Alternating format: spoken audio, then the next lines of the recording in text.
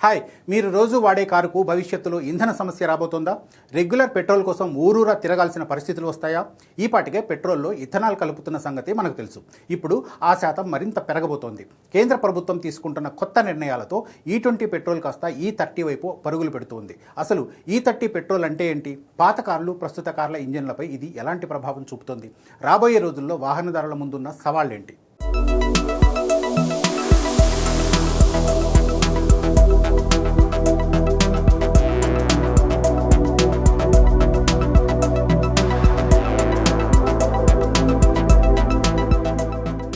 దేశంలో ethanol blending programme మరో దశకు చేరుకునేలా కనిపిస్తోంది.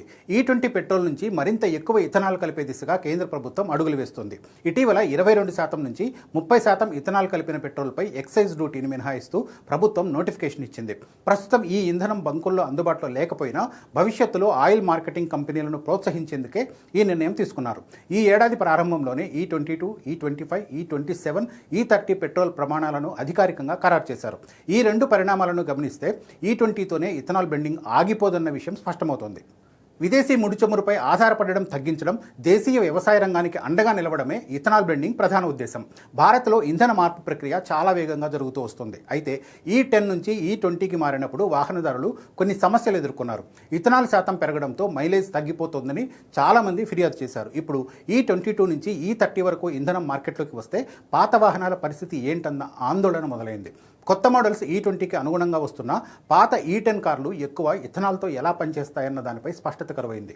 ఒకవేళ దేశంలో E30 ఇంధనం వస్తే E10 కార్ల యజమానులకు చిక్కులు తప్పవు. ఈ కార్లన్నీ కేవలం 10% ఇథనాల్ పెట్రోల్కు మాత్రమే సరిపోయేలా డిజైన్ చేశారు. ఇథనాల్కు అరుగుదలను పెంచే స్వభావం ఉండడంతో రబ్బర్ పైపులు, ఫ్యూయల్ పంప్స్, ఇంజెక్టరు త్వరగా పాడయ్యే ప్రమాదం ఉంటుంది. ఇంజిన్లో గాలి, ఇంధనం సరఫరా సమతుల్యత దెబ్బతింటుంది. పెట్రోల్ కంటే ఇథనాల్లో ఎనర్జీ తక్కువగా ఉండడంతో పాత ఇంజన్లు సరైన పవర్ ఇవ్వలేవు.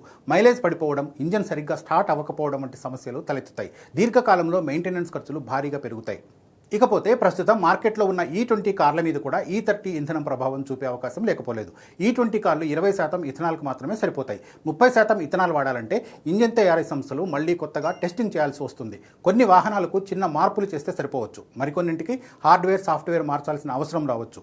ఇక్కడ కూడా మైలేజ్ సమస్య వేధిస్తుంది. పెట్రోల్ కంటే ఎక్కువ ఇంధనం ఇంజన్కు అవసరమవుతుంది.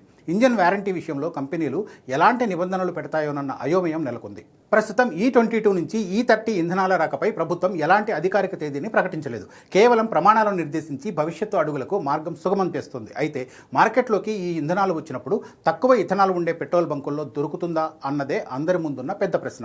ఒకవేళ అన్ని పంప్స్లో E30 మాత్రమే ఇస్తే కోట్ల సంఖ్యలో ఉన్న పాత కార్ల పరిస్థితి అగమ్యగోచరంగా మారుతుంది. ఇథనాల్ ప్రయాణం E20తోనే ఆగదని ప్రభుత్వ సంకేతాలు స్పష్టం చేస్తున్నాయి. పాత వాహనాలను దృష్టిలో పెట్టుకోకుండా E30 వైపు అడుగులేస్తే మాత్రం ఆ మార్పు అత్యంత సవాల్గా మారే అవకాశం ఉంది.